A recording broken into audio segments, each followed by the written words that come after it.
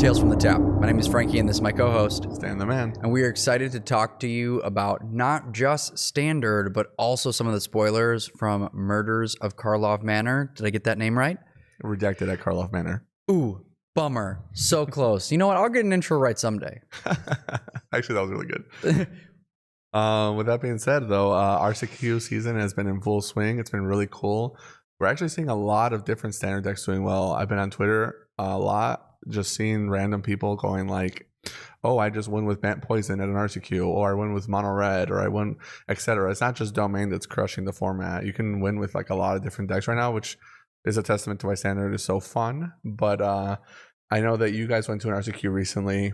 Our buddy Julian was playing the Esper Mentor deck that I thought was going to be really good, and so far it's kind of been mediocre. But standard just keeps kind of just evolving day by day. Like every day I'm playing against different matchups online. No matter what day it is, there's just always something new kind of brewing up in the format. I mean, today I played against Jund Control in standard, and they were crushing me because they were just slamming misses that I couldn't answer. That's crazy. Yeah, the way that I would kind of describe like what is happening and like a lot of Standard is there are a handful of decks that are like S tier, right? That are like really, really good. And then there are a few decks that are A tier that like you still see pretty frequently. And then a very long list of decks that are like on the fringe that have like some matchups where it's really good and some matchups that are terrible. And I think Bant Poison is like the perfect example of that. Is like it falls really hard to decks that have interaction and you have the ability to like, oh, creature, you blow them out. But decks like Domain that play so slow that only have like Leyline Binding as like good ways to interact, that deck gets blown out by Bant Poison. And Bant Poison is in the format because of Domain. And so I think that there's a lot of decks like that that are like just on the fringe, like Cascade, that you like has some matchups like Esper, where if they're playing Denek, they just get blown out. Right. But against other decks, it's like I'm cooking, you know. So and to your point, I agree that like these decks can get like these. Because I wouldn't consider Bant Poison a fringe deck anymore, but it was like 2 weeks ago. We would have been like, oh yeah, that's like a 12th best deck. We'll see some representation, blah, blah, blah. And then Domain is just crushing. So Bant Poison, it's like, why free win that guy? And even though it should be losing to mid-range decks, which we can get into later when we talk about like what the current top 5 looks like, it has some hands that are so broken that you're like, oh, wow, this doesn't even lose to the mid-range deck now. And that's what a lot of decks feel like, where it's like, oh, you should be playing Esper, but if you have this hand in Dimir, like you're just going. And depending on who you're playing against, you could have some hands where you're going like discard spell into bat, into whatever. And then it doesn't really matter if you're playing Esper or Dimir. You're just kind of destroying their hand and presenting a board state, whether you're using Rafine or Gix or Wedding Announcement, whatever 3-drop you decide to like start finishing people off with. Yeah, which is really cool. I like that the low-tiered decks, low-tiered as in like 5% representation or lower, can still like be pretty explosive. So like Boros aggro is still running around, but it's not quite what Mono Red is doing. It's still a deck that can just like blow you out if you don't respect it, or if you're not ready, or if they just have the right hand and your deck didn't draw into removal spells when you needed it to. Yeah. So Standard, it's really fun, and it's going to be changing a lot as we're getting closer to, you know, Magic Con Chicago, and of course Karlov Manor is. I'm so excited. 2 weeks away. Yeah, pre-release is 2 weeks away.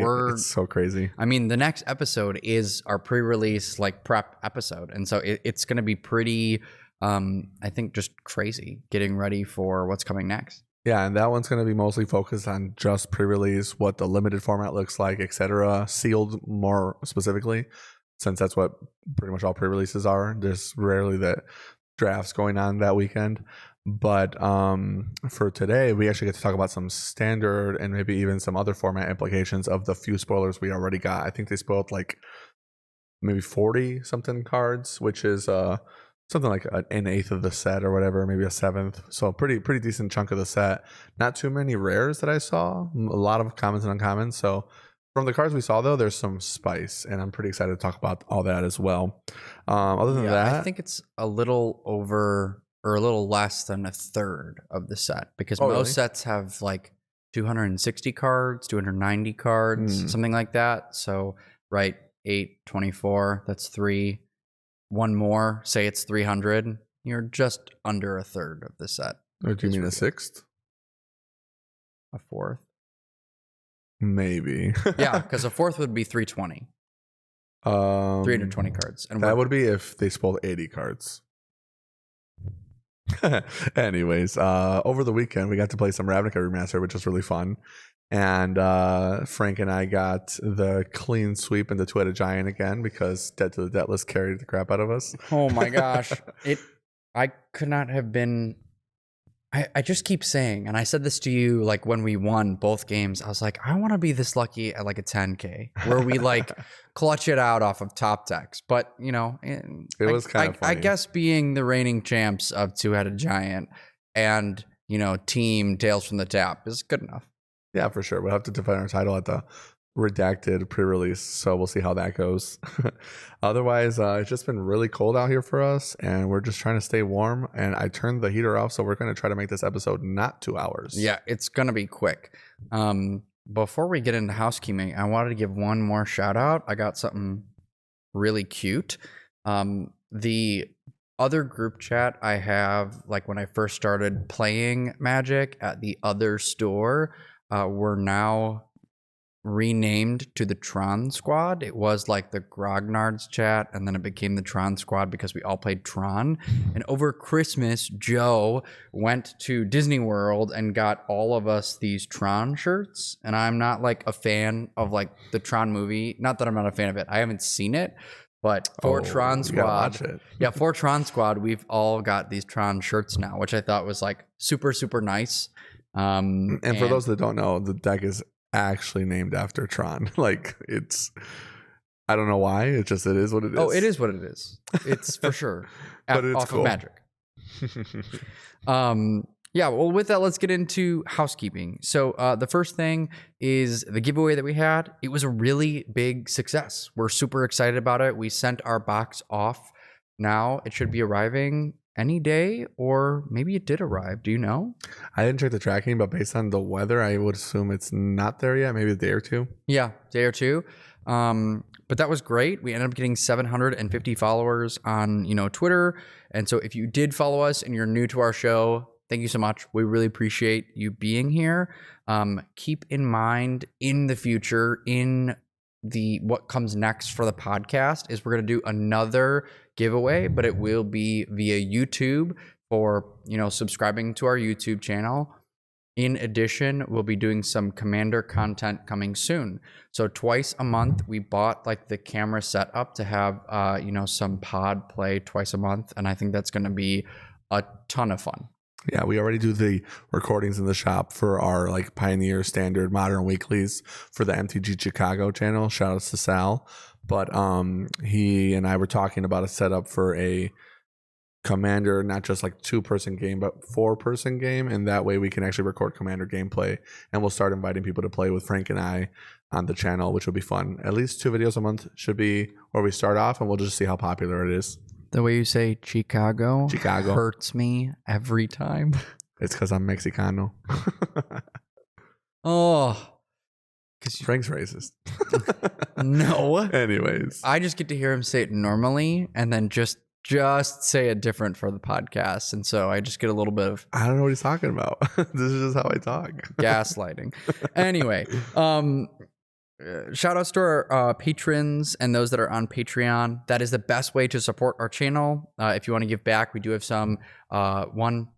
You do it to give back to us so that we can keep doing more content like we're doing here in the new year, but also to get some sweet perks. You can get coaching sessions with us, some decks. You can suggest decks that we'll play on stream. You can get access to our episode early, and get some additional access to the Discord. The Discord is available for everyone, but you get some additional channels where you can hear us chat about, Standard, Pioneer, all the things that you want to talk about. So please, if you have the ability, go ahead and support us that way. But the show will always be free to those that listen. Mm-hmm. And we can definitely help you with sideboard guides as well. We're big proponents of the sideboard guide and making them for yourself, etc. So we'll definitely help you with that. Yeah, and it's especially helpful too with standard and decks kind of morphing and changing to be updating that fairly regularly as you're changing cards in and out of your deck. It doesn't just carry over unless you're just keeping the exact same list. Right, exactly. Plus, it's just a nice skill to have in your arsenal. It just makes you a better player. It's just like mulliganing. There's layers to everything you can do. With all that being said, though, we'll jump into some... I actually had one more piece of housekeeping that I wrote personally, and that's get ready to see we made a playmat for the podcast specifically. I'm not sure if Todd can get the artwork up, but we'll try. Yeah, we're going to try and do that. He should, because he just takes the images offline and then puts them up for the cards. And we'll see if it works. And we own the image to this playmat. So yeah, hopefully it'll work. Our artists, they hooked it up. But playmats have been ordered. So if you're looking to support our podcast, but also get a sweet piece of merch, they will be available at Boar's Hat Gaming's website. So go ahead and be looking out for that too. They'll be $25 and I can ship them to you if you are out of state or even just an hour away and don't want to drive. I got you. Yeah.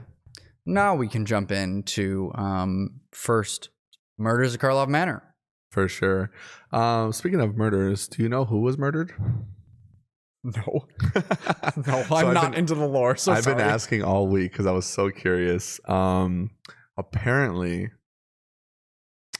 take it with a grain of salt because I don't actually know, but I do like magic lore. I just didn't read it for this one. I was told by a friend that there's speculations on who the person might be that's doing the killing. We don't know yet, obviously, but Zegana is confirmed already dead, and I believe Teysa is dead as well. Like, she's the murder that happens. So Teysa gets killed, and then that's where the lore starts, and we're doing the investigating and the clue stuff and solving the cases. So for those that are curious where the flavor is coming from, these cards are actually really cool. The set looks cool, Innistrad is cool, so it should all be fun. What's interesting is that I think Karlov Manor, just with the few spoilers we got, like 50, 40 cards or whatever, that's already enough cards that, from what I've seen, to say like the format is going to be like different enough that the standard prep is like start playtesting in person with your friends and proxying some of these cards before they come out, or playtest carding or whatever with the Sharpies, etc. Because I can guarantee like there's going to be a high impact, like for sure. Like just from looking at these already, we haven't seen the full set. There's going to be more cards, I'm certain of it, that are playable. And this set actually seems pretty crazy in terms of like the Magicon. Like if you're not Karlov Manor prepared, it's going to be bad. Yeah, go home. Yeah, I'm really excited. And now that we've gotten further into the episode, you're right. I was thinking of the number 80, and that's how I got a third. I was doubling the amount of cards that were spoiled. And so now I feel it's okay. I'm not. Math is for blockers, so I don't have to do it now. Anyway, you don't have to count the creatures when you O-stone them. Yeah. Oh, that's why we play Tron. One of the things that I've been so excited about is not only, right, there's a lot of flavor. This looks like, with all of the murder and kind of lore that's happening, it kind of feels like we're going back a little bit to like what Streets of New Capenna was, with like all these different mob bosses, which like I always love stuff like that. But agreed. But beyond that, we're getting reprints that aren't currently available in like Pioneer, and definitely like some reprints that are available in Pioneer that are coming back to Standard that I think are really going to impact the format. And so I'm really excited for that. Like I'm really excited to see, like, Burn specifically has been a fringe in Pioneer for a while. Like it's not quite good enough to be a deck. And they're like, oh, we're reprinting Lightning Helix. And I was like, ooh. And honestly, that might not even be enough because like the Pioneer version plays more like red deck wins. Yeah, right. And there's just not enough good burn spells. There's no lightning bolt like in modern. No. Modern just has so many good 3 damage spells, and It's play with fire and lightning strike. I mean, Skewer the Critics is really good, Yeah, that's still legal. etc. But like, yeah, there's just not enough yet. But I prefer red decks when they have like the creature plan, the aggro plan. Like, Right. I was a really big fan of like Hazoret Red during Amonkhet Standard with Bomat Courier, Earthshaker Kenra, On Crop Crasher. I'm gonna make your guys not block, hit you. Here's a 4-drop indestructible 5-power god. But you still have like the Incendiary Flow, 3 damage to your face.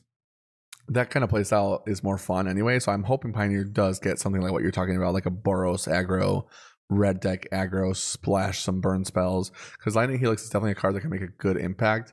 And it makes those mirror matches a lot more fun when you're like, oh, we're both playing for life totals.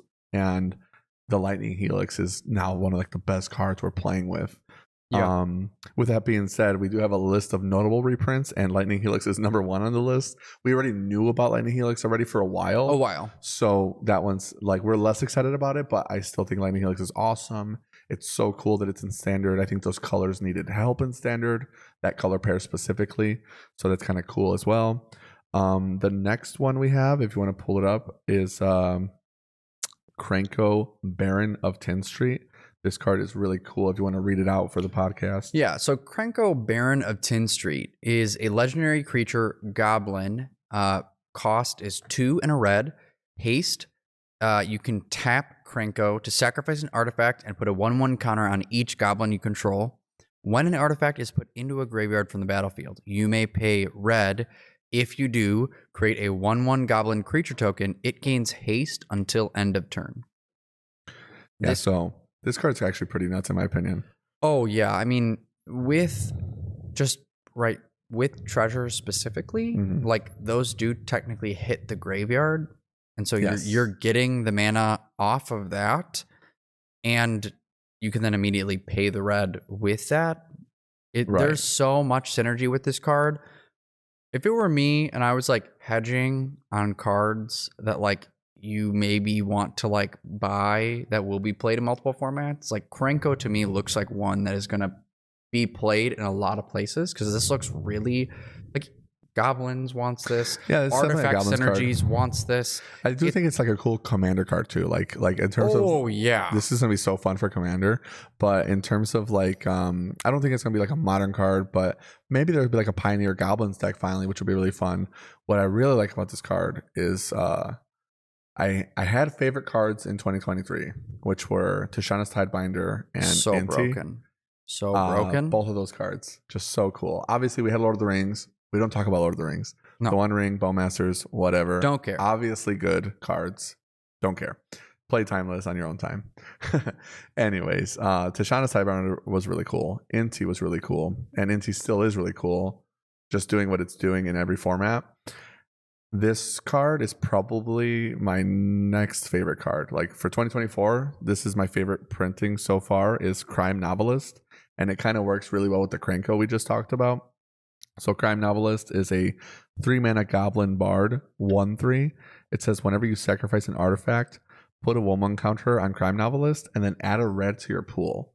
So like Frank was mentioning with the treasures that we can sack, now your treasures are double mana. This is like a Goldspan Dragon and an uncommon, and it's just such a crazy card. The fact that it's a Goblin too synergizes with the Krenko, so that's really nice.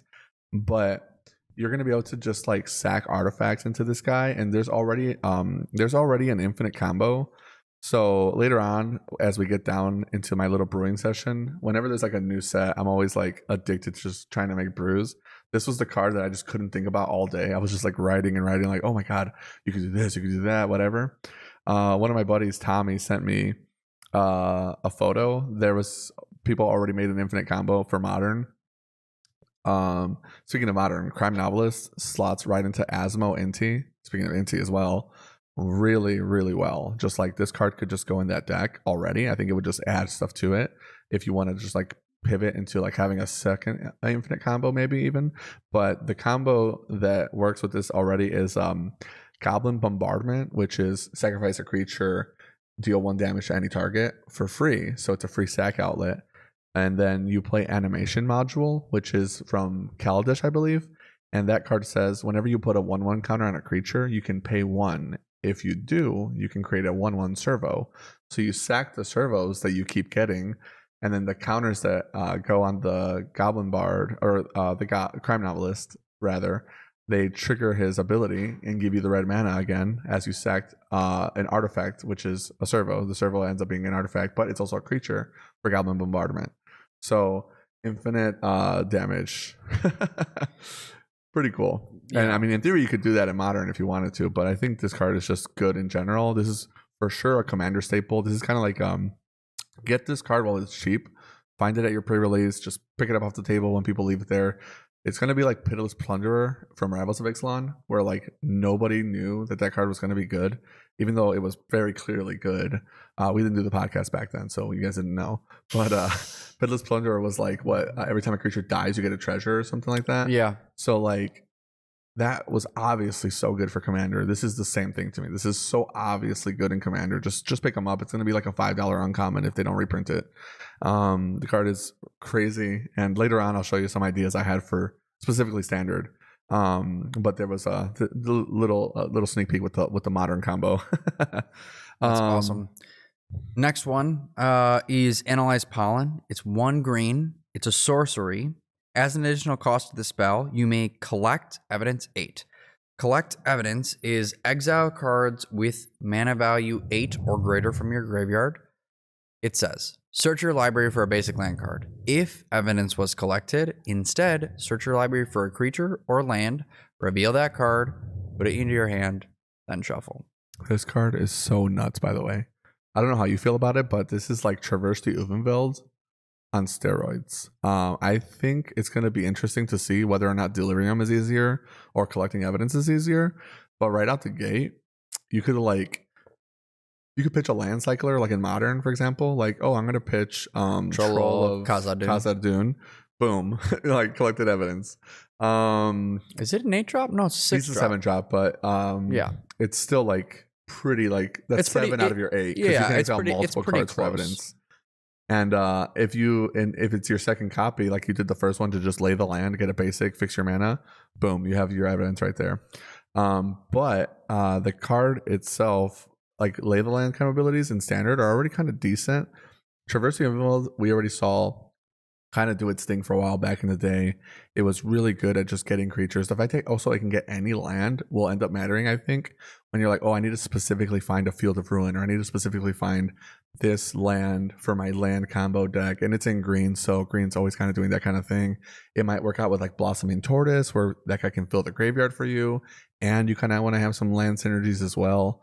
So there's just like a lot of cool stuff you can do with this kind of card, and I'm pretty excited that it's in the format. And then collecting evidence, just so you guys are aware, is just a new mechanic, but it doesn't have to be 8 specifically. It's collect evidence X. Whatever the number is, you have to find that much mana value worth of cards.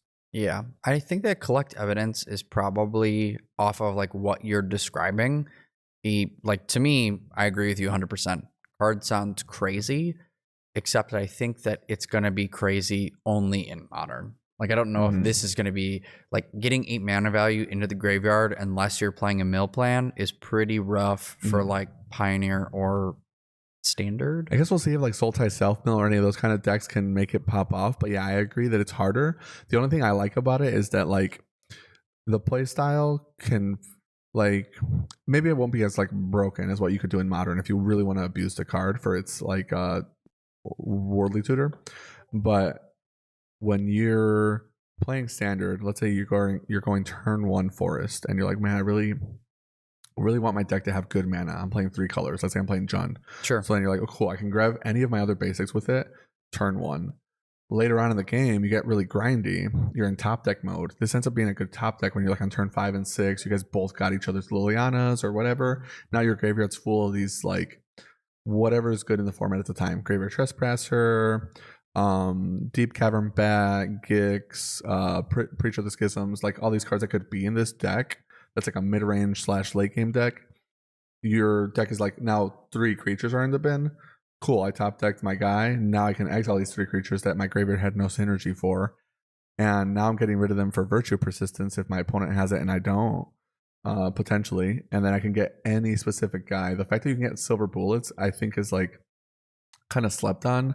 Or like, I need to get this one specific creature or I die. I really need to hit Shieldred or I die. I need to hit Shieldred the Apocalypse or I die. I need to hit I don't know what you could get in like white, but maybe like I guess, or an Atali. You can like, oh, I really need to hit Atali right now or I'm dead, etc. So like those kind of these kind of cards I'm really a big fan of, where they're like early game, they're just helping you do a thing you already want.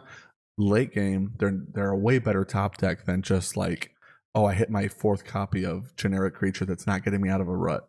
Yeah, no, I absolutely agree with you that I think that the card having flexibility to be good early and like as a mana fixer and then good late is absolutely great. Mm-hmm. I just also think of like the current standard format that we're in. Yeah. And thinking of like Sunfall being a card that's like really good, that's played in control lists, but also played in like the best deck in the format. Yeah. Like your cards aren't getting to the graveyard. Right. Or like if you're playing in Golgari right now, you're playing Virtue of Persistence and you want to be like grinding with your own stuff. So you don't necessarily want to like exile it. Like it might be great if you don't have a Virtue, but like Virtue and it are kind of like a nombo with each other. Right. So, I mean, I guess you could like exile a bunch of like 4 bats and then still get the thing because you don't really want to reanimate those anyway. And well, it does help that it helps that Virtue hits to your opponent's graveyard. But yeah, it is like these kind of cards will clash with each other, which I'm excited about, because if they all synergize together, then we just have like Abzan from Kanzotark here. Yeah. So there's just enough exile in the format that I think that it will be tough for like this card to be at its best potential. And like the only mid-range plan that's currently using green is green black. Right. But you know, you could, if you're playing like green red dinosaurs and that deck is still real and it's currently like on the fringe, like that card's great for this. I mean, we could even see if like Domain likes this kind of card, and then they're like, oh, I can guarantee hit my Atraxa.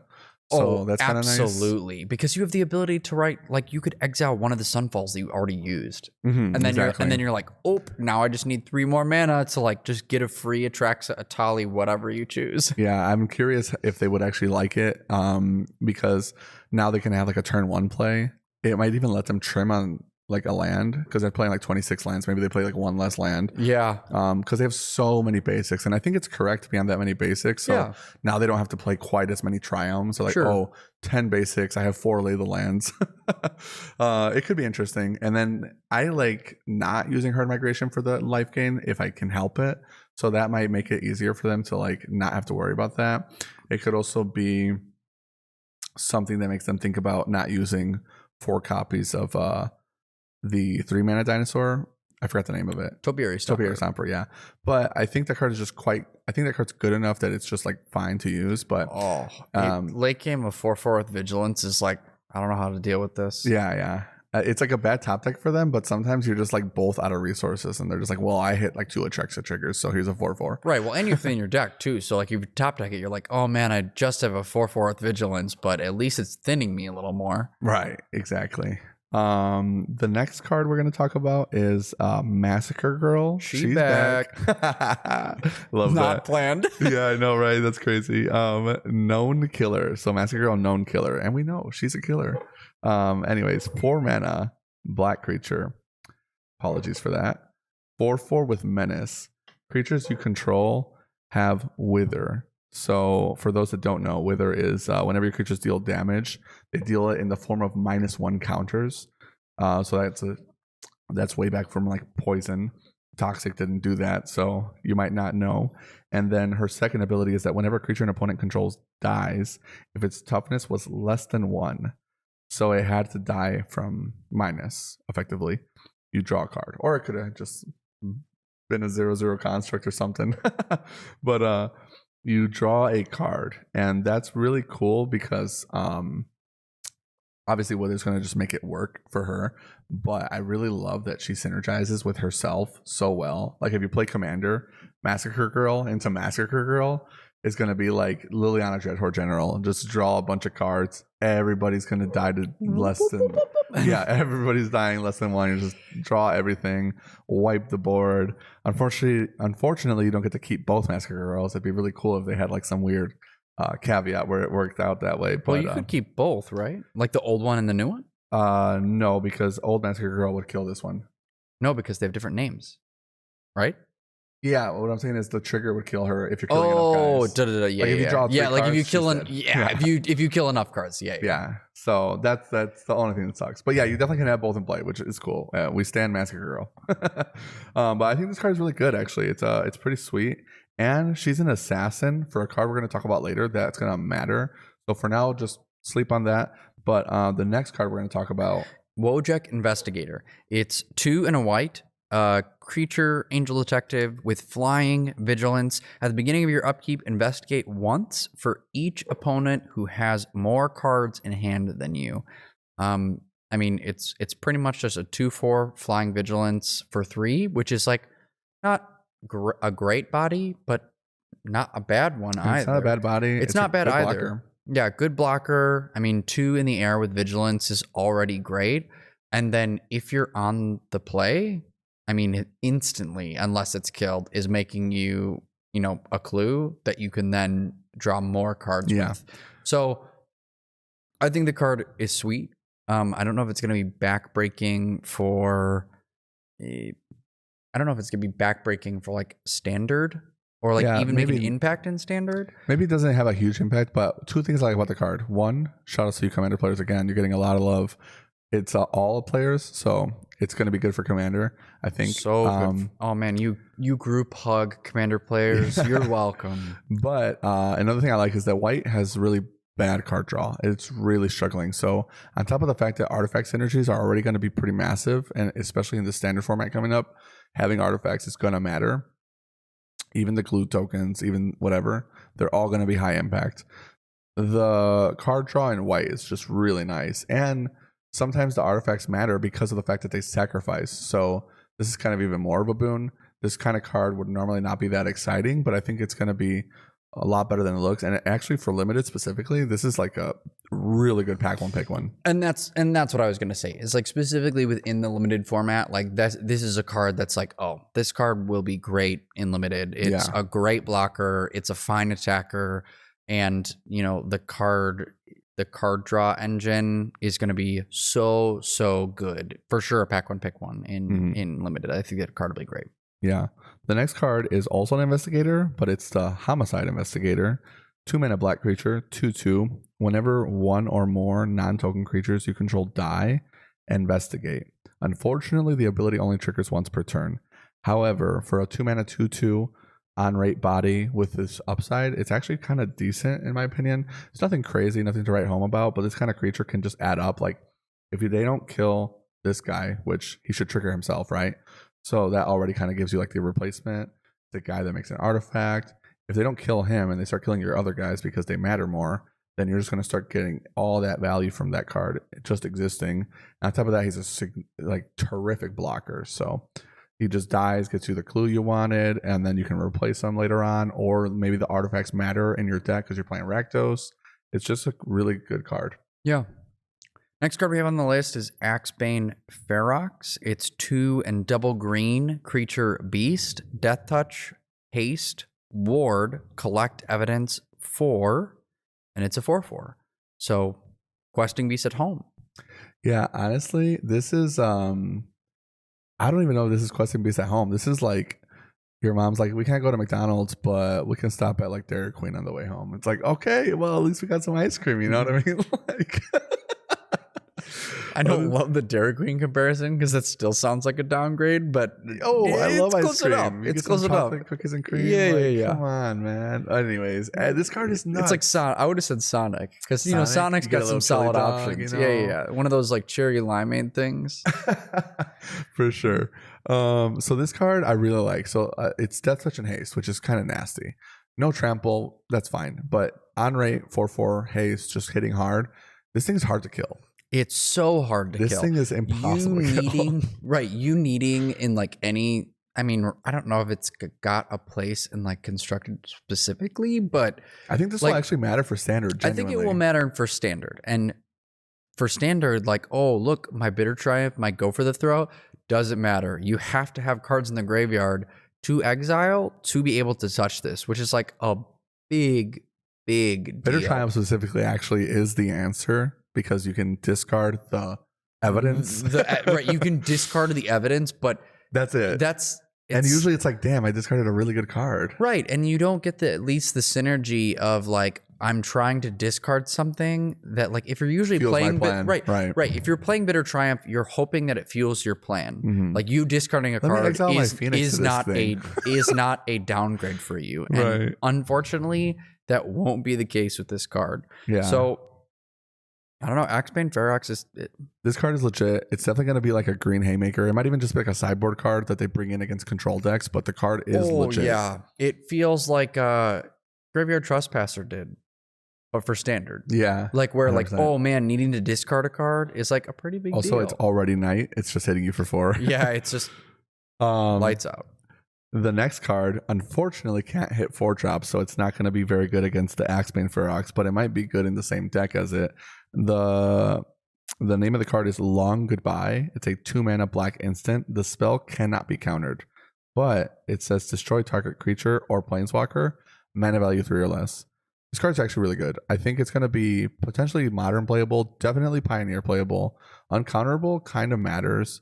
The reason why I like it for modern is because it hits Teferi, and Teferi is just so hard to kill against those decks, and they all have counter magic, so that's kind of nice. But even if you're like bringing it in against like a Murktide deck, they want to like counterspell for the Dragon Channeler so hard, and you're just like, nah, get rid of it. It doesn't kill Axebane Ferox, unfortunately, because Uncounterable would beat the ward. It's just too big of a creature, unfortunately, mana value wise. Although for the rest of the format, I'm not sure if this will be good in standard. I mean, I want to say yes because it kills Rafine and it beats the ward. And Make Disappear has kind of been a good card. Not to mention, we did get a really, really good card that we'll get to next, actually, that is going to matter in the format, and that also can't counter this card. So this actually might just end up being like a good removal card. It's just the removal is so tight right now. Like Go for the Throat is necessary, but also bad. Yeah, agree. And then Cut Down is necessary, but it's bad. Bad. And Bitter Triumph is good, but not in every deck. And some decks can't afford the life or the discard.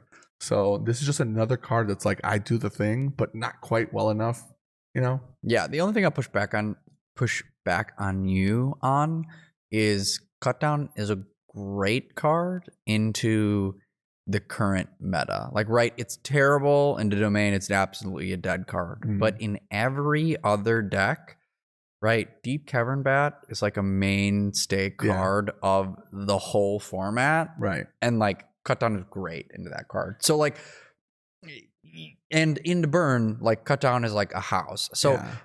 I don't, and that's I like a top tier deck. with So your take. I think that Cut Down like overall is not a very good card, but like in the meta that we're in, I think it's like a very necessary great card. Yeah.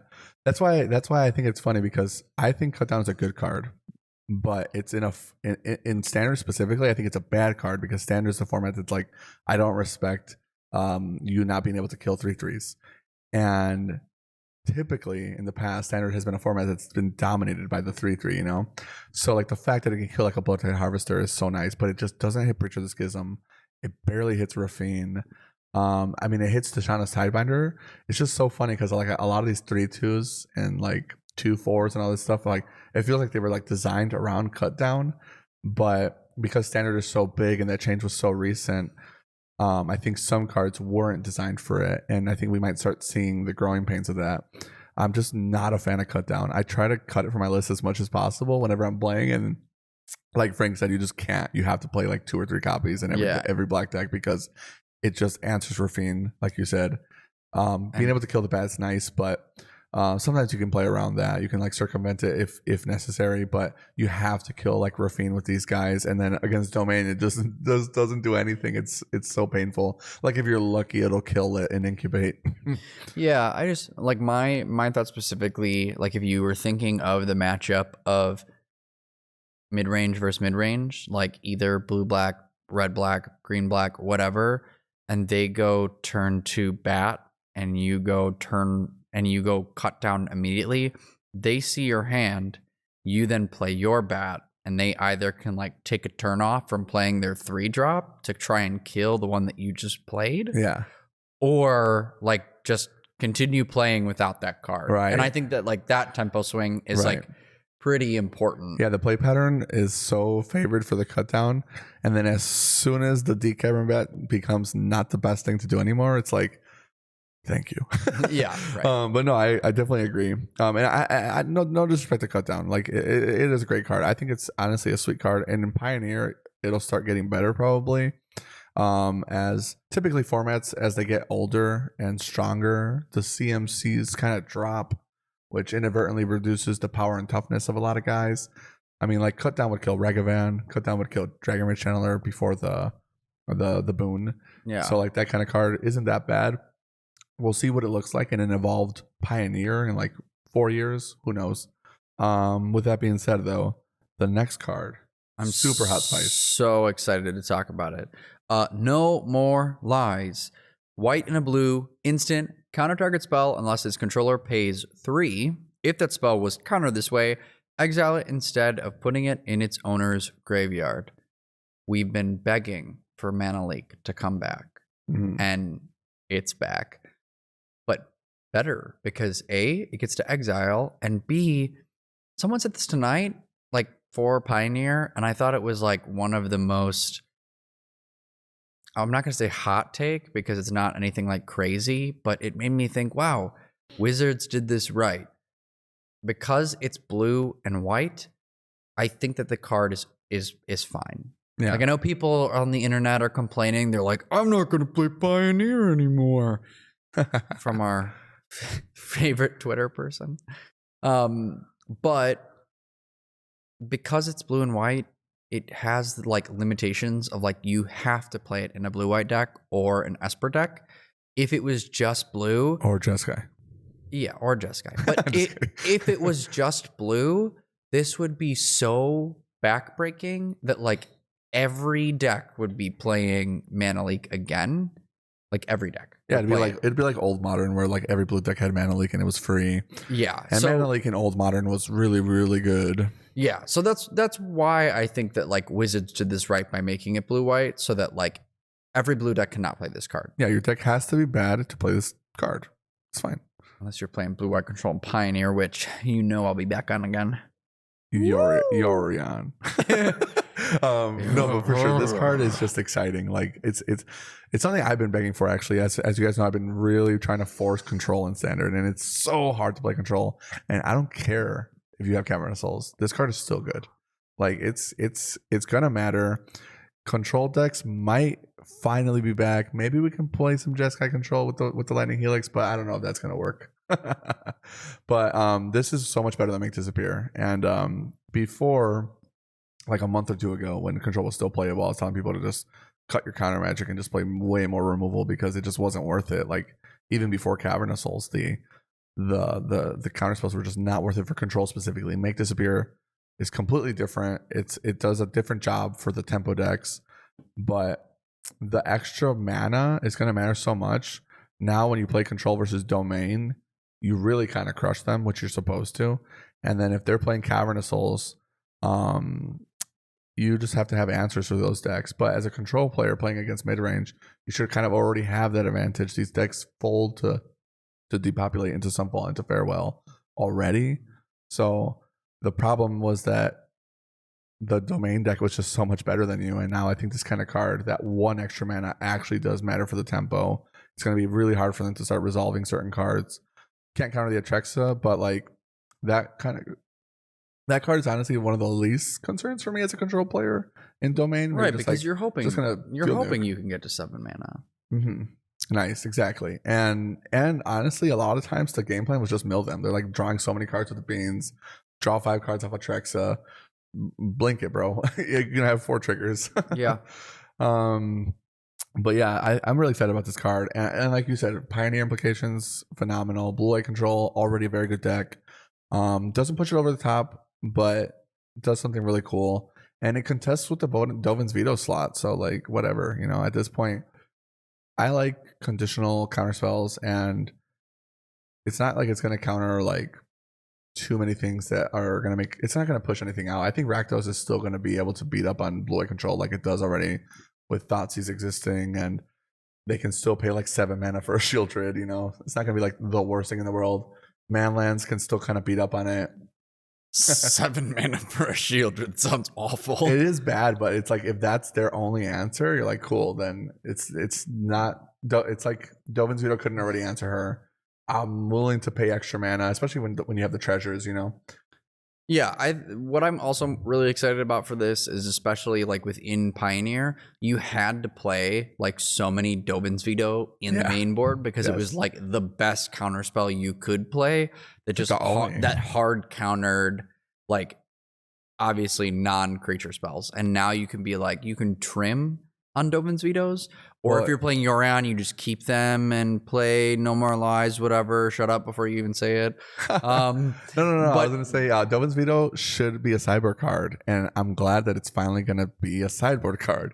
I don't think it's going to I still think you're going to have a copy or two. In the main is in fine, the main board because you have Yorion. More if you're but I do think that like in most blue-white decks, this is going to take up the slot that Dovin's Veto had, and I think that that's good for the deck.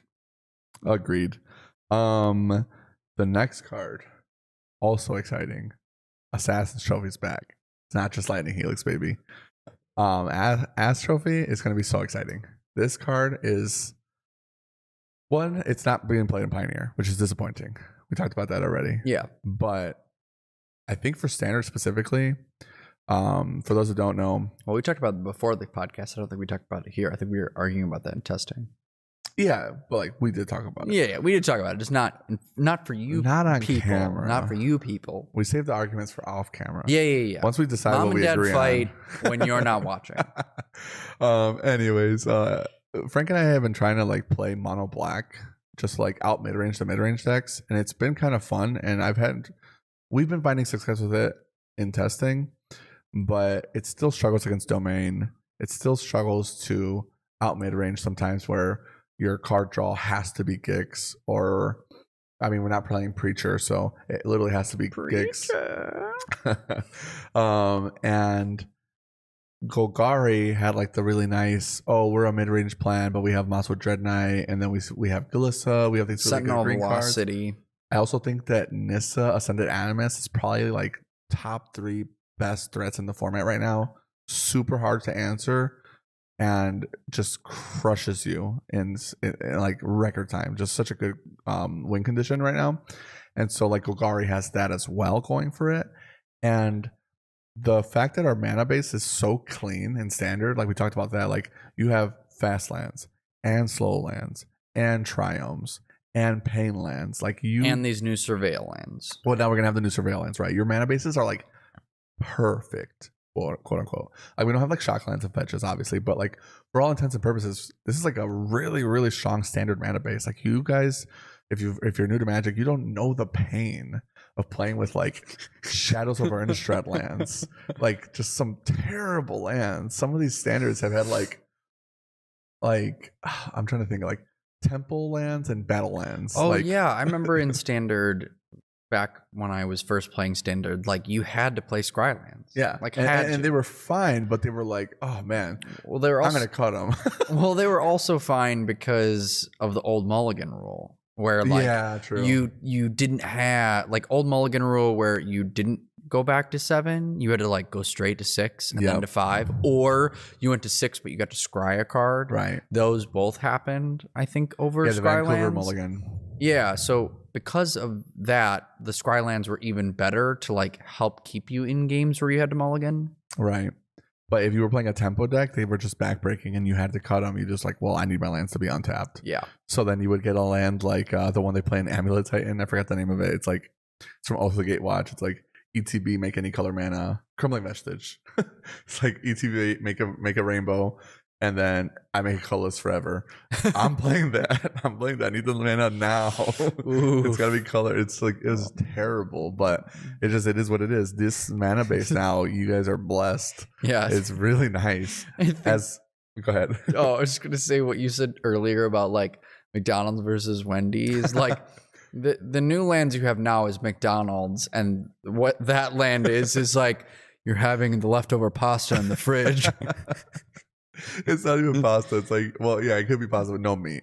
Just like it's just noodles. But yeah, it's so bad. So as a result of standard mana bases being so powerful, besides Domain, which is the funniest thing ever, the 5-color deck is like playing the most basic lands. Like they have like 9 basics, 26 lands though. They're cheating. Although a lot of decks are playing 25 lands. It feels like you have to play 25 lands right now. I hate it. It sucks. I don't but want. it I just, don't you want have this to. money. If you miss a land drop right now in standard, you're just crushed. Crying. But your mana bases are like perfect. So very few decks actually have that many basics. And if you attack them with Field of Ruin, which is what Frank and I wanted to do with Mono Black, just slam Field of Ruins into them. A lot of the times it turned into Wasteland, where you're like, hit your Triome, you don't have a basic because you probably drew it already, or get your second basic, hit you with the second Triome on your man land, no search, got them, you know? And when you're trying to resolve a 6-drop or a 7-drop like a Nissa, that mana really, really matters. And Assassin's Trophy, being able to hit the same lands, Field of Ruin plus Assassin's Trophy might actually be like a game plan for Golgari to like attack Domain on. But not just Domain, the other mid-range decks. And then just the fact that it hits anything. So it's like, cool, I can hit your Leyline Binding, I can hit your Atrexa, I can hit your Nissa, I can hit your Wedding Announcement, your Virtue, whatever. It's gone.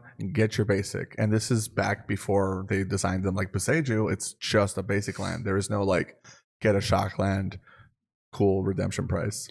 Yeah, I think that one of the things that I'm also really interested about too is that, right, we just recently in white got what is close to a catch-all removal spell, which is Get Lost. Yes. It doesn't hit artifacts, but practically hits everything else. Whereas like Assassin's Trophy is now going into the green-black slot of like, it in the standard format is gonna hit everything. Yeah. Everything. And So Assassin's Trophy is a catch-all. It's just in Pioneer and Modern, it's not worth it to give them the land. I mean, sometimes they'll play Assassin's Trophy in rock decks for Tron, but giving them a forest over a Tron land is like not the same rate. right. So that's one of the things that I think is going to be really interesting. And I'm hoping it pushes Golgari over the edge, because I'm just praying that I'm not going to have to show up to MagicCon Chicago with Domain, because I feel really unfun playing the deck. And I also, they're just games where like you draw like garbage and you feel like, oh man, I've got nothing to do. I guess I'm going to play an Invasion of Zendikar. Oh my like God. Tell me about it. those games where you top deck like that just feel like not playing Magic. And then when you are crushing, it just also feels like you're not playing Magic, because you're like, oh, I had, 3 board wipes and then Atraxa. Like, so Domain is barely tolerable for me because Archangel of Wrath is so cool. so cool. Invasion of that's Zendikar is probably the least exciting card ever. I sideboard that out every time. I don't even care if it's good or not in the matchup. I'm just like, I don't want to resolve this card. I'm taking it out. It's like divination for that deck. It basically is like, it's thinning you on your lands, so you're drawing closer to your stuff, and then you get to play the big stuff that you're trying to ramp into. Turns on your Topiary Stomper right away. Like, I get why it's good. Just, it's so boring. It's so boring. It's so mid. And like when you top deck that late game, that's the worst. Oh, part. you cry. That's the one where You're like, wow. I guess I can thin my lands this turn. Getting like your 8th and 9th basic land, hoping they don't have a Field of Ruin, but like it doesn't matter because you have 15 lands in play or whatever. No Emrakul in the format. We got to start to power through, because we said this wasn't going to be a long episode, and it's already going that way. It's okay. We're talking about just cards. We'll end it early, guys. The next card, War Leader's Call. This card is really cool. 3 mana Boros enchantment. So red, white, 1. Creatures you control get +1/+1. So it's an anthem.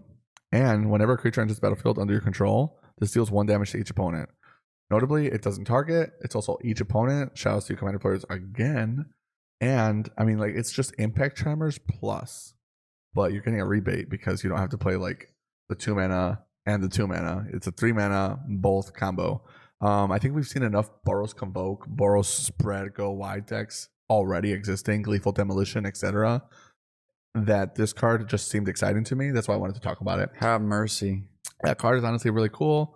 Obviously, it does what it does. I don't think there's anything too notable, but the Boros Convoke players might actually like this. I could even potentially see it getting played in Pioneer. Yeah, next one we have on the list is a Crawl Whipcrack. That is a black and green creature, insect assassin. It has reach. When Crawl Whipcrack enters the battlefield, destroy target token an opponent controls. It is a 3/2. So there's a 3/2 for 2. And has reach, which is relevant. And Yeah, the reach actually I really liked about the card, but just hitting tokens and having reach, and also has 3 power. yeah, it's Like, this guy blocks phenomenally. yeah, it's going to be really good in the limited format specifically. And I think and I think it's going to be relegated as like a sideboard card for other decks. Oh, for like, sure. Like I think specifically like me, and this is right. We don't really have a green black deck currently in Pioneer. There was like GB Rock for a while, but like if you were playing into Boros Convoke and they like want their tokens so that they can Gleeful Demolition, Yeah. you'd be like, oh, pop your token. Yeah. That's kind of backbreaking for that matchup specifically. I don't know a lot of other matchups where like blowing up the token is great, except for Fable the Mirror Breaker. Just being like, oop, your Fable token's gone. Like that sounds pretty good. For free is nice. Yeah, for free. But other than that, I don't like think that like can you think of any other tokens in standard that In standard, the thing that I like is like it hits any incubate. So like it's good against Chromos Siege Shark specifically, and Sunfall obviously. I like it against Nissa where she's like plus making 8/8. That part's good. So also good in the mirror, but you never not really sure you don't what- want to top deck this card that late. I though. agree, but I'm not sure what the format looks like in like a year. We do have this card for 3 years in standard, you know, so maybe they printed this card for a reason. Just so you know, if there's ever a token maker that's really crazy, this guy might be the answer. Yeah. But who knows? I think the card is just cute. And it's an uncommon. So like Frank said, just phenomenal for limited.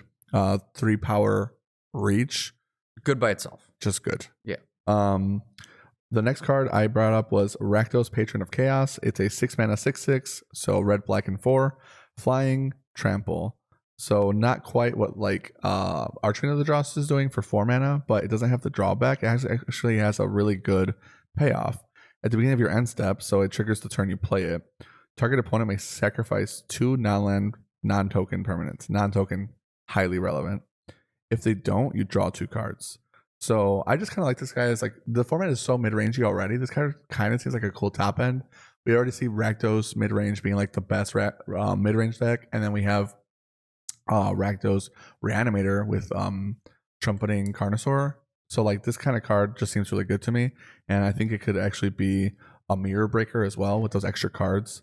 So I think it's something to worth note. Otherwise, the next card is where's this Gleaming Drake? I'm Oh, having I a hard got time you. finding it. I got you. I know where it is. Gleaming Gear Drake. This card to me seems kind of crazy, but maybe I'm tripping because it's not quite what was that bird they used to play in? Is it Phoenix? It's like a dragon, sprite dragon. Yeah. It's not quite sprite dragon, but for blue red, 2 mana. Ooh. Apologies, I thought I had to sneeze for a second. Anyways, it's a 1/1 with flying, and it says when it enters the battlefield, you investigate. So it comes with a clue, and it's an artifact creature. Whenever you sacrifice an artifact, you get a 1/1 counter on this guy. And I think we talked about the artifact thing a little bit too much already, but this guy seems really exciting to me. I think that there's some potential play there. And then we're going to have bloods to sacrifice, treasures to sacrifice, and clues to sacrifice in this standard. So we'll see. The next card, if you have it pulled up. Yeah, I got it. Next card is Demand Answers. It is 1 in red, instant. As an additional cost to the spell, sacrifice an artifact or discard a card, draw 2 cards. I mean, this feels great. I mean, it kind of feels not like Deadly Dispute, but pretty close to Deadly Dispute. And at least what's probably going to be Standard's version of it. Because again, sacrificing artifacts in some decks is just going to be like, as you mentioned, really strong. I believe we already have Fanatical Offering, which is the closest comparison. But this one lets you discard, and the other one is sacrifice a creature or artifact. So the black version is better because you get a map or something with it. You do get a map. But I like this one because it's 1, it's discard. 2, it's sacrifice artifact, which we talked about mattering in red. So if your deck can't splash the black, then you have the option in red now. Not as good, But if you're playing Rakdos, I think it's still going to be Fanatical offering, just because you also get the rebate with the map. But and they're both instants. But that one has to sacrifice an artifact or a creature. This one allows you to discard. That's the only reason why I brought it up. But it seems like an interesting card. The next one was Convenient Target. This one's not super exciting, but I just figured I'd bring it up because it seems playable. It's kind of like a hammer hand if you've ever played with that card back in the day, like Theros mono red. But it's a 1-drop red enchantment aura. The enchanted creature is suspected, which means it has menace and it can't block, and it gets +1/+1. So giving the guy menace is just like already really nice, and then you get the power bonus, so that's really cool. I think the red decks might like that. The really nice thing about the card is that it has red and 2, return it from the graveyard to your hand. So you only need to really play like 1 or 2 copies of this card, like flesh out your red aggro plan. It could even just be a sideboard card to like help you get through blockers with the menace. But the fact that it has like the graveyard recursion, that sometimes ends up mattering when you had like Boggles decks used to play like Griff Spoon, where you could like pay 4 mana to get out of the graveyard, and that would just like win you games sometimes. That 1 extra damage sometimes is what really ends up mattering, and it is a non-creature spell for the Monastery Swiftspear as well, so it will trigger the prowess. Yeah. And then the last card we have on this list is Errata, Deadly Fugitive. This is 1 blue-black legendary creature, vampire assassin with Death Touch. Face down creatures you control have pay 2 blue-black. Turn this creature face up. If you can't, exile it. Then you may cast the exiled card without paying its mana cost. Whenever an assassin you control deals combat damage to an opponent, cloak the top card of that player's library. This is a 1/4. I think this card is going to be crazy for any type of assassin synergies that like you're going to want to have for commander. I think that also this card's really like, if you want assassins and commander, this is your card. It's also going to be nuts in limited because there's plenty of assassins in this set. And on top of it, like you being able to cloak your opponent's deck, which I assume is bring one of their cards face down. Cloaking is manifesting your opponent's cards. Yeah, but so then your guys are a mysterious creature or whatever, so they're 2 mana, 2 ward. Yeah, 2 mana 2/2s with ward 2. Yes, ward 2. Sorry. And then so you're then getting to like play their cards too. The crazy thing is that and you're gonna have face down cards in your own deck probably as well, in limited anyway. Yeah, that's fine. I really like the fact that the spells matter, because before, when you manifested in Fate Reforged, you couldn't flip over certain cards. They just weren't creatures, so you were punished. This one is like, oh, if it's a spell, you can cast their spell, and like if you manifest something crazy or cloak something crazy, now you can cast their own spell against them. That's gonna really matter if this card ends up being reasonable. It's also like in that mana cost of like what Nightveil Spectre was, or I forgot the name of it, but blue, black, and 1, 2/2 flying. You hit them and you get to take cards off the top of their deck, kind of like the what that blue black spell is now with flashback. But I forgot the name of the creature. Siphon Insight. Siphon Insight. Yes, there's like a spell. There's a creature that does that in Guilds of Ravnica. I forgot the name of it, but maybe Ty can put it up if he's listening. Anyways, just stealing the cards off the top of their deck really matters. This is a 1/4 with Death Touch. They don't want to block it. It has a lot of toughness. It's hard to kill unless you have cut down. But anyways, what I like about it is that it's cool with Massacre Girl. She's an assassin, like I talked about earlier. And I looked up all the assassins currently legal in the format that aren't in Karlov Manor. And the only one that stuck out to me was Avon Heartstabber. It's a blue-black 2-drop, 1/1 flying bird assassin. As long as there are 5 or more mana values among cards in your graveyard, it gets +2/+2 in Death Touch. So 3/3 power bird for like some caveat. Interesting. 2 mana. You're right. And then if it dies, when Heartstabber dies, you mill 2 cards and draw a card. So it already has like a payoff for dying. It trades with Deep Cavern Bat, which is kind of nice. And it's also just like a flying 1 power to trigger your assassin. You can like turn 3 Etrata, instantly get the cloak. Or maybe you hit Gix and it's got synergy with Gix for the same reason. So maybe like Dimir midrange kind of has like some assassin game plan where they play Urtai and the Esper deck doesn't. Maybe now the Dimir mid-range deck's like, oh, we play Etrata and we play assassins, and they don't. So I think it's kind of interesting.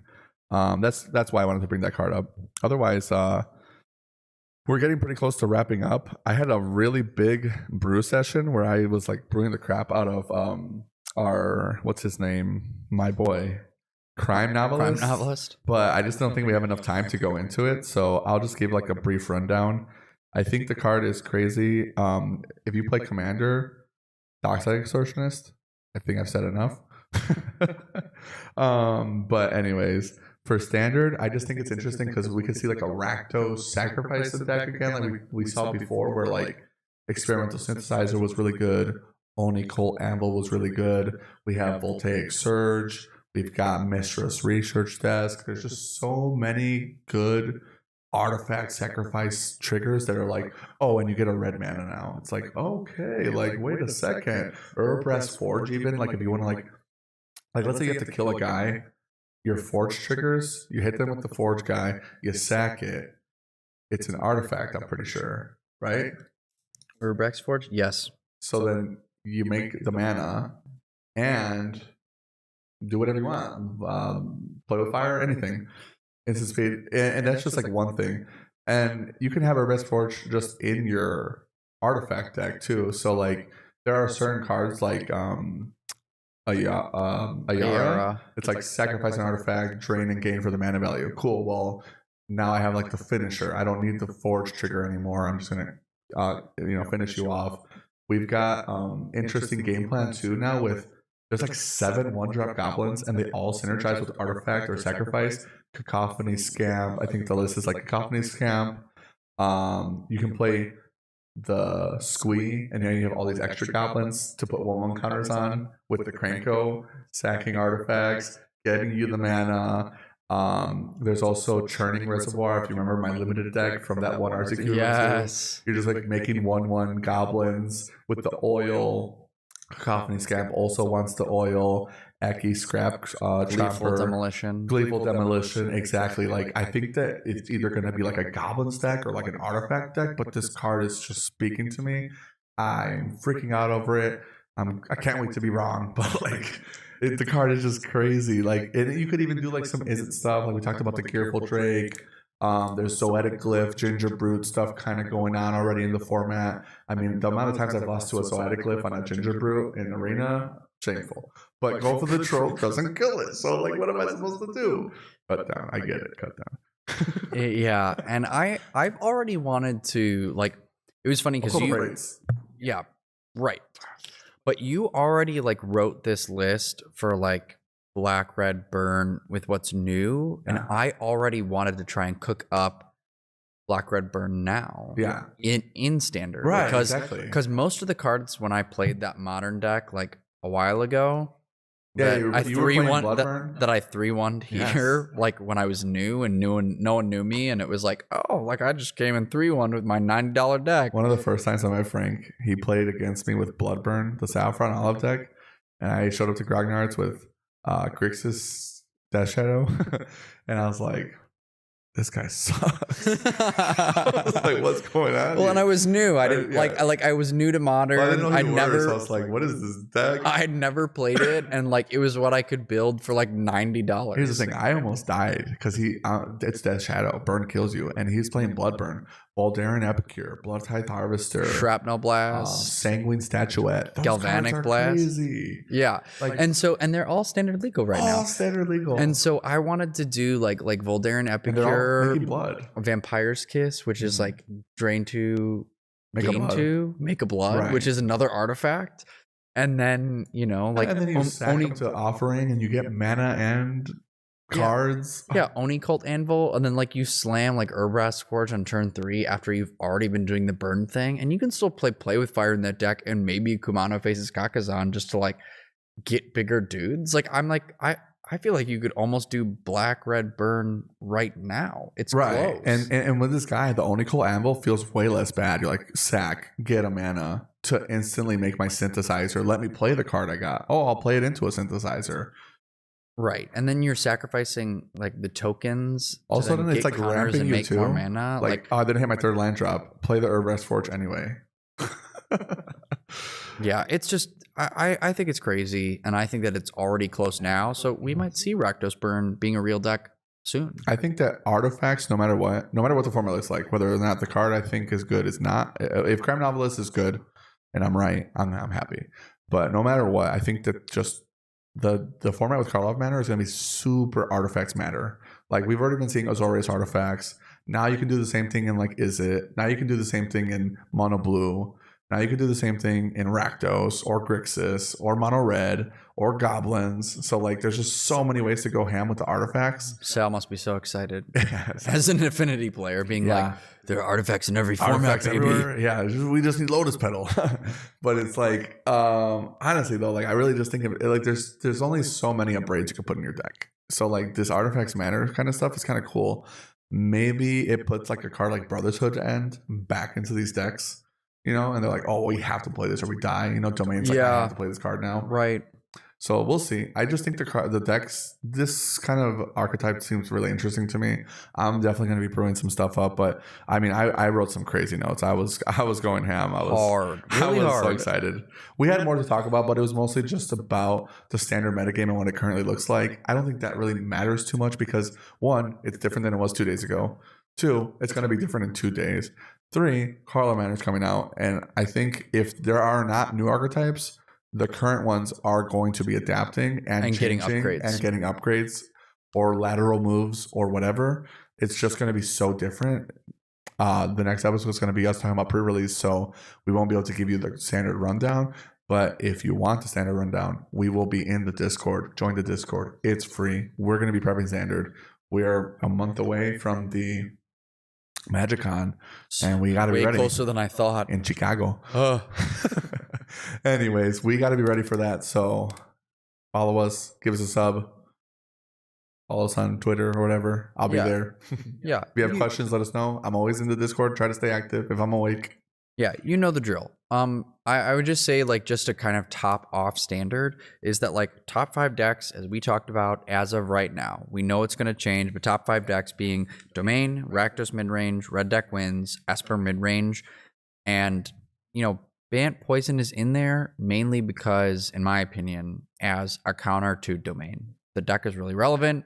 It can have some really, like, It can beat the mid-range decks, but it's Yeah. rough. yeah, it can beat the mid. crushes Domain. It can beat the mid-range decks, but it is really rough. And it kind of feels like what Boggles feels like, where like sometimes you just draw a couple hands that do nothing and you Yeah. mulligan aggressively to try and get your I'm going to win the game really fast, and you don't get there and you just lose. I think one thing that Bant Poison has going for it is that unlike Boggles, they're very good against Atrexa, or not Atrexa, Liliana. And Liliana crushes Boggles back in the day.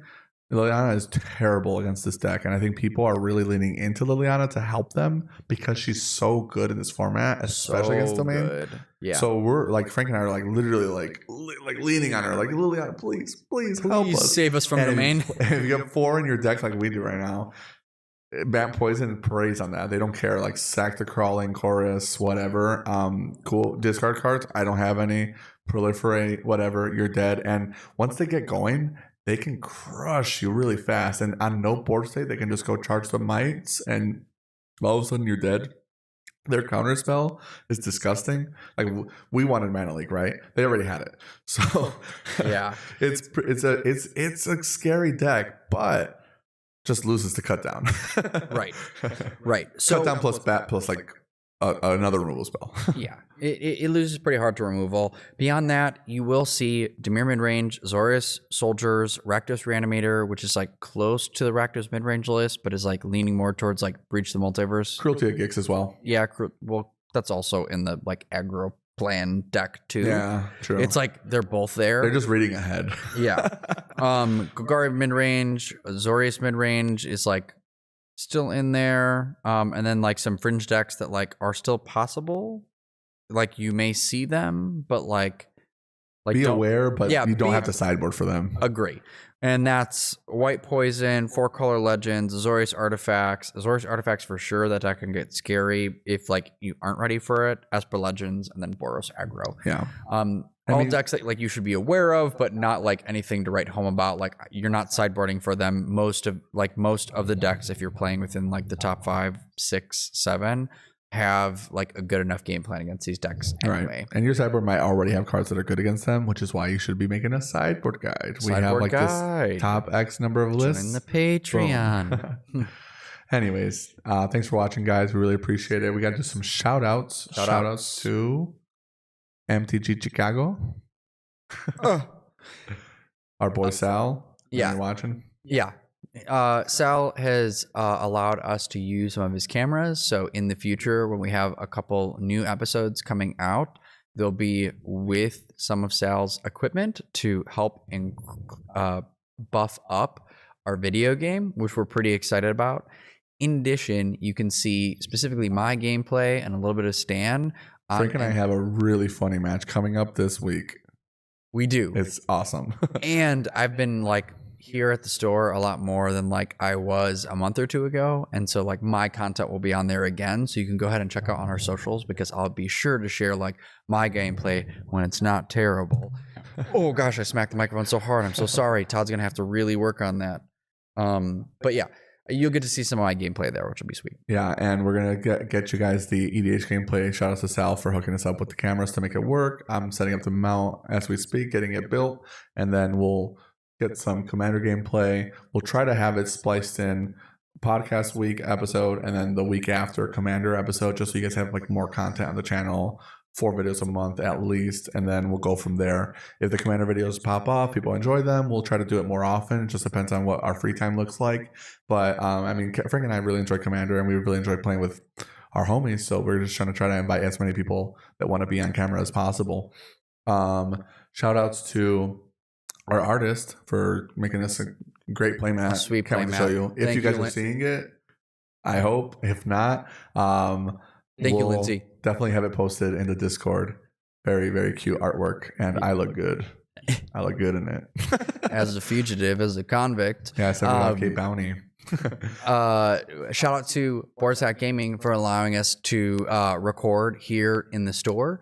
Really appreciate that. Also, if you want to be getting some Ravnica Remastered, which we talk about is super fun, go ahead and order here. Support your local game store. You can also pre-order Karlov Manor. Yes, that too. We will ship to you. I promise. We shall. Also, shout out to Todd, who does a lot of the sweet visuals that we talked about for our episodes. We appreciate you too. Yeah, I had a segment and we had more time where I was going to like rapid fire cards, see if we could keep up with them. You're lucky. We didn't have time. Yeah. But, excuse me. Also, shout outs to Nancy Steroids for the intro and outro music. I actually really like the music in Nancy Steroids drops. I always end up listening to K-pop when I'm streaming, but when Frank's streaming, you can listen to his music, and it's actually really cool. It's what is it? Lofi? Yes. It's Lo-fi. And he does a lot of makes beats specifically for a lot of rappers, and he's had some new releases with some different rappers recently. So go ahead and check him out on Spotify. Did we miss anybody? Otherwise, That's it. shout outs to the patrons and viewers like you. Thanks for watching, guys.